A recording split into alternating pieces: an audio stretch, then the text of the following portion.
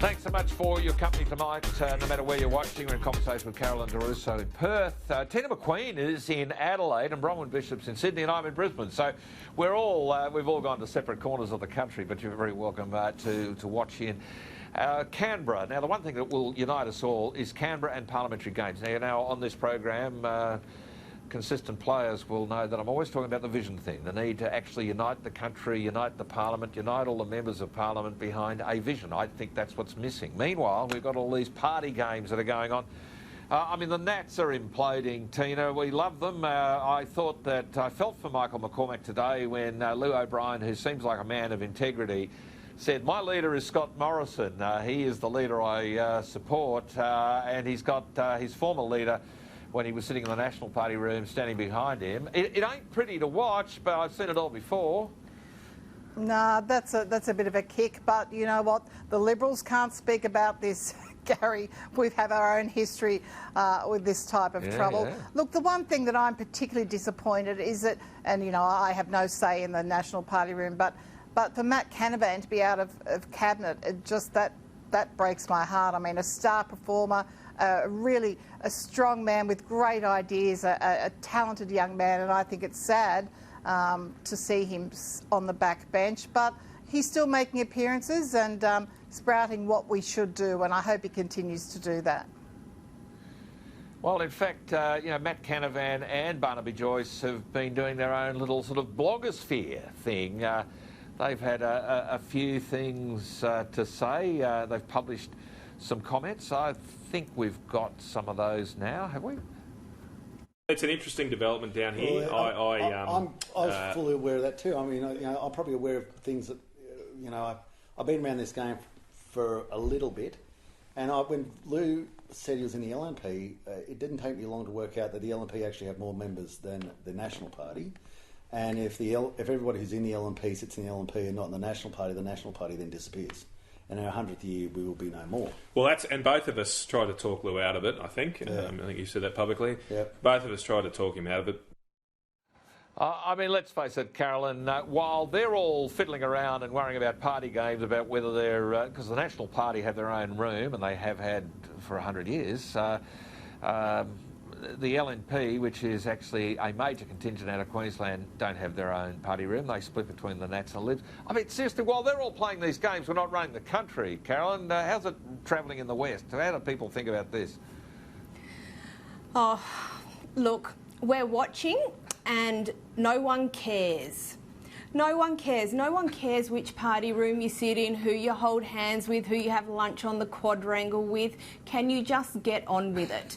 You know, we've got drought, we've got flood, we've got bushfires, we've got agricultural industries of all sorts of stripes that have got some sort of issue. Some of them are in existentialist crisis stage, and this is what the Nats are talking about. I was on Front Page last week saying the Nats need to stop talking about themselves, and a whole week further down the track and the Nats are still talking about themselves. Please stop talking about yourselves. Get on with running the country. The punter doesn't care. Oh, I don't know. Bishop, I mean... Yeah. Bronwyn Bishop, I mean, it's not just the Nats. You've got the Rebel Alliance has now emerged out of the Labor Party. I mean, Albo's got his own little group of 20 as well, apparently, that are saying he won't say there's one four-letter word Albo won't say, and it's coal, apparently. I mean, you know, so it's Canberra, isn't it? People are affected by it, but you've seen it before, I've seen it before, we've seen it all happen over many years. Yes, I have, but you know, our whole system is based on the fact that argument is the only alternative to aggression, and that means we need to have good free speech, and people need to be able to speak their mind. People like people who speak out and put their point of view. And I just think that we have to stand up for that freedom of speech, and I certainly will, until to stop socialists wiping away our right to freedom of speech. We have buckled so often on 18C. We're still buckling. We're still not standing up for it. And I certainly won't give up on it until I see that individuals are allowed to have the ability to speak out freely, to talk about things like truth and shame and honour, and really reassert that freedom to express yourself. Now, that may seem somewhat slightly away from a podcast that Barnaby is doing with Matt Canavan. But in fact, they are exercising that freedom of speech, as are the 20 people of the Otis group in the Labor Party. Now, I mean, it is a joke to see Albanese, the leader of the Labor Party, pretending to be a centrist, pretending that he's moving to the right. He is entrenched in left-wing politics. Go back to his history. He was the token left-wing Deputy Secretary-General of the Labor Party apparatchiks in Sussex Street. Yep. Fighting Tories is his favourite pastime, he used to say. And when he went to the United Kingdom, who did he chum up with? Corbyn. And Corbyn is a full-on Marxist. And yet he was proud there to be with him. So it is no wonder that there are some in the Labor Party who say that there's no way in the world this man is ever going to take them to winning an election. He's a coal phobia, as someone who is absolutely petrified of the word coal. He's a baseload denier, and I think we should talk about those terms, denying people the right to have a baseload power system so that we don't have people having sufficient power to run their houses and industry to run their industries. So I think freedom of speech is the underpinning matter here.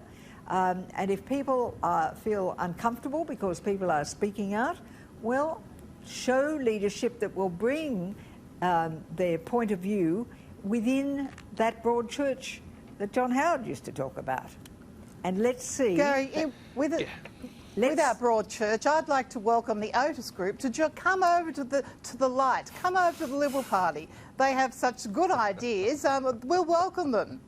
I don't think so. Yeah, they're still tainted. They're still tainted with socialism. We might get a coal-fired power station out of it until they give up their socialism, just like alcoholics can give up their alcoholism. We don't want them. Thank you very much.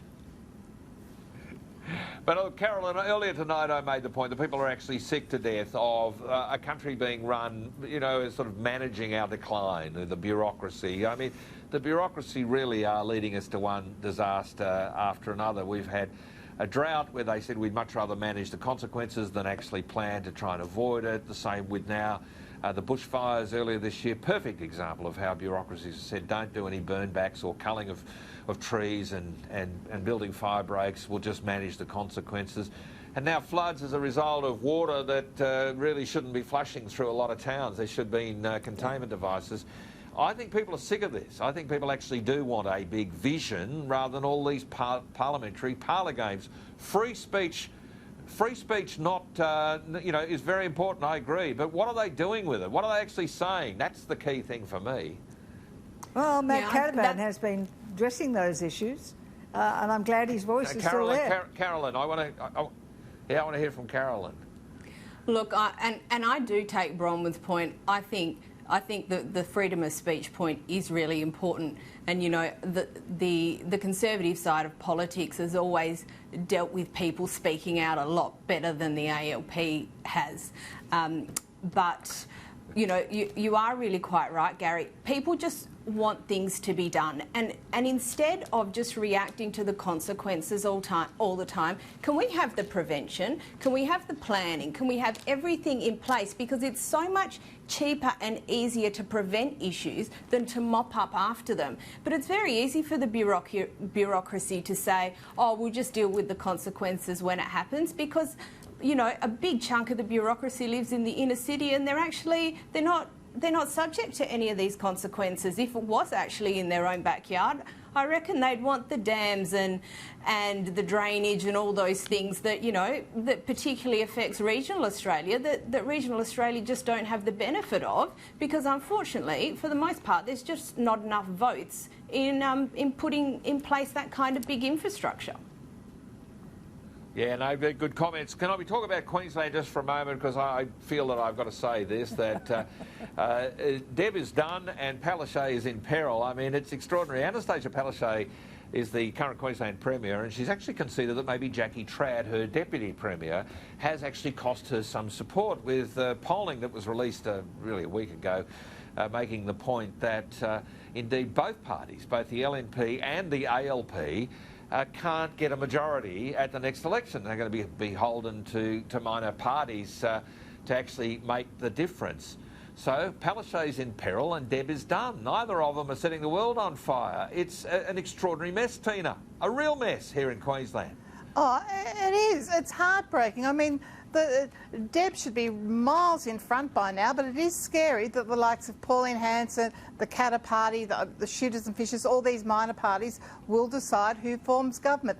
It's dreadful, and I think Palaszczuk is smart to apologise and, you know, throw Jackie Trad under the bus. She didn't do it initially, though, Gary. Remember, she went to bat for her over and over. So it's chaos in Queensland, and I hope it's sorted out. I hope Deb finds the strength to forge ahead and win that election. But she hasn't. I got to say, Bronwyn, she didn't exactly throw her under the bus today. Nor did she reverse back over it, which is the first thing you do after you've thrown someone under the bus in front of you. You reverse back over them. She's actually said, oh no, she can stay. Yeah, I mean, she is now making a bigger issue of the trad mess. Yeah. Big problems. She was literally saying, when asked the question why she wasn't being gotten rid of, she said, oh, well, she's busy doing the budget. And I thought, oh, gosh, why didn't Bridget McKenzie think of that? She could have said, well, I can't resign. I'm busy. I've got some more sports awards to make. I mean, the ridiculousness. And yet, the journalists let her get away with it because she's a socialist. And she can just get away. Can you imagine if someone from the Conservative side made a statement like that? They would have been ridiculed, absolutely hung out and said, how stupid is this? And it just is so infuriating when you go back to the statements that not only Palaszczuk gets away with, but Albanese as well. And there's only two words, or one word you can apply to both of them: stupid. Yeah, it's just extraordinary. It's extraordinary stuff. I mean, look, Carolyn, the simple reason Queensland is important, Scott Morrison said, how good is Queensland? If it's working in Queensland, that is the economy and jobs are being created and all of those things. By the way, it's not. Queensland's economy is in a dreadful mess, $90 billion worth of debt. As far as job creation is concerned, it's the worst state for unemployment. I mean, Queensland is holding the whole of Australia back right now. And you've got a Premier and a Deputy Premier who are preoccupied with factional games. Carolyn, this is not a good look for the whole of Australia. Well, there's a couple of things there. The Queensland unemployment figures would be a whole lot worse if the Palaszczuk government wasn't shoveling all those people into the public service, which she has done an absolute sterling job over the last 5 years. So I would really love to see the difference between public sector job growth and private sector job growth, because I think the real figures would actually be a lot worse than they are. But factional politics, you know, that's the way they do it. In the article you sent us, it said that yesterday Palaszczuk was locked down in a room with the union bosses to discuss strategy. If she wants to know what the problem is, that's the problem right there. Queenslanders aren't interested in what any one particular union wants to do or what the balance of power in the unions wants to do. The unions represent 10% of workers in Australia. I think it's 13% when you include the public sector. How about what Queenslanders want? And until Anastasia Palaszczuk and Jackie Trad start coming out with a bit more of that, I don't think that they're going to find too much good grace at the ballot box. Well, the bottom line is... We'll find out. We'll find out because it's happening on Halloween night. And of course, Valentine's Day is the 5th anniversary of Anastasia Palaszczuk assuming the role of Premier, even though the strings are being pulled by Jackie Trad and the various factions, which is really what Anastasia Palaszczuk has confessed today, that she does not actually have an idea of her own unless it involves a Hollywood trip or some movie opportunity. Dora the Explorer is the nickname I hear a few people offer. Or the Olympics. I mean, she is so focused. Or the Olympics, Gary. Well, she's focused in on all of these sort of shiny object things. Meanwhile, Queenslanders who want to work aren't getting the work, the dams aren't being built, the projects aren't occurring. The opportunity for growth of the cake that is the Queensland economy is just not occurring. Queensland is going backwards and the whole of Australia is suffering. And that is really it. But and if I was giving advice to Deb Frecklington and Tim Mander, if I was, why would I say now what I'm about to say? If I was, I'd say the only thing you should be talking about between now and Halloween is water. Water, water, water. We can't do any of the things you want. You can't air condition the classroom unless we've got the economy going. We need a water plan. Building dams, creating new water schemes. Absolutely critical. Anyway, we'll see whether that gets through to Deb Frecklington's desk now, because it just doesn't seem to compute. They've made an announcement, but they just keep running away from it. They don't want to talk about it. Well, that's because... They've made an announcement about a new Bradfield scheme, but they get distracted themselves. But that's because they are a collectivist, socialist government, and they destroy economies, and that's what we're seeing. A socialist government with trouble with its own ranks, and the country, the state of Queensland is what is suffering. Well, it is, and the whole nation is as well. I've got to take a quick break, but I've got to say the other thing is that the LNP opposition falls for the trick all the time. It's like, look, over there's a cat with a rat on its back. In other words, look at the circus we're talking about. It's like, you know, can you just stick to your agenda, Deb Frecklington? Can you just stick to the agenda Queenslanders want? Create jobs, grow the economy? It shouldn't be that hard. Oh, heavens above. No, I'm not running. I'm not running. It just drives me crazy. I'm going to stick with this and keep trying to get the messages across.